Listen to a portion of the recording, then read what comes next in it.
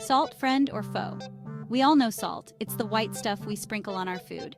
But did you know that salt is important for our bodies? It's true. Salt is made up of sodium. Our bodies need sodium to work properly. Sodium helps our muscles move. It also helps our brains send messages. But here's the catch.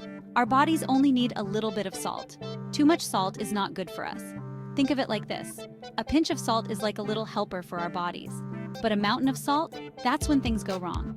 So salt can be both a friend and a foe. A little bit is good, but too much is harmful.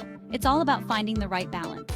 In the next section, we'll explore how our modern diets often tip the scales towards too much salt. Stay tuned. Remember when we talked about how our bodies only need a little bit of salt? Well, here's the thing. Most of us are eating way too much salt. And it's not entirely our fault. Our modern diets are packed with hidden salt. Think about all the processed foods we eat. Frozen dinners, fast food, chips, and even bread. These foods are often loaded with sodium. Why? Because salt makes food taste good and last longer on the shelves. But here's the sneaky part. We don't always taste all that added salt. It hides in plain sight, quietly increasing our sodium intake without us even realizing it. This overconsumption of salty processed foods is a major reason why so many people struggle with high blood pressure and other health problems. So what can we do? In the next section, we'll dive into the health risks associated with a diet high in salt. Get ready to learn how to protect yourself and your loved ones. We've talked about how too much salt can be bad for us.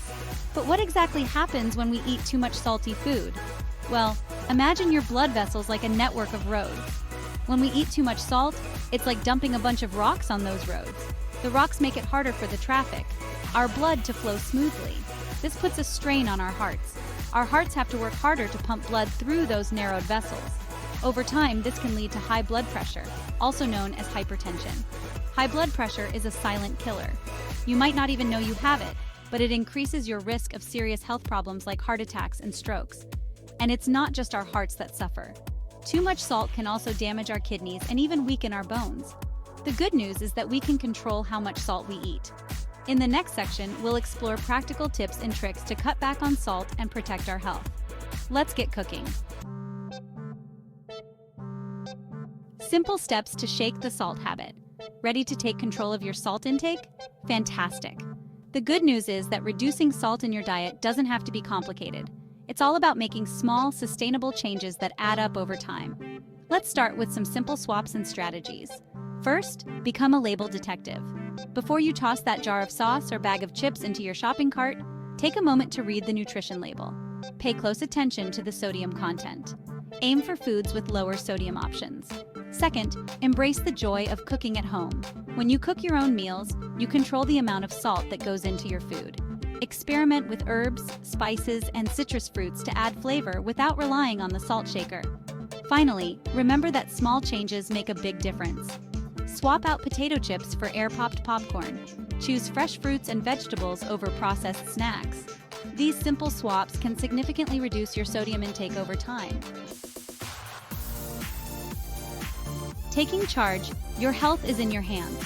We've covered a lot of ground today, from understanding the role of salt in our bodies to uncovering the dangers of excessive salt intake. Remember, our health is precious, and we have the power to make choices that protect it. Reducing salt in our diets is one of the most impactful things we can do to lower our risk of high blood pressure, heart disease, and other serious health conditions. And the best part is that it's never too late to start making healthier choices. Start by implementing the simple tips we discussed today. Read those labels, cook more meals at home, and choose fresh, whole foods whenever possible. Your heart and your taste buds will thank you. Remember, small steps can lead to big changes. Let's make our health a priority, one delicious and nutritious meal at a time.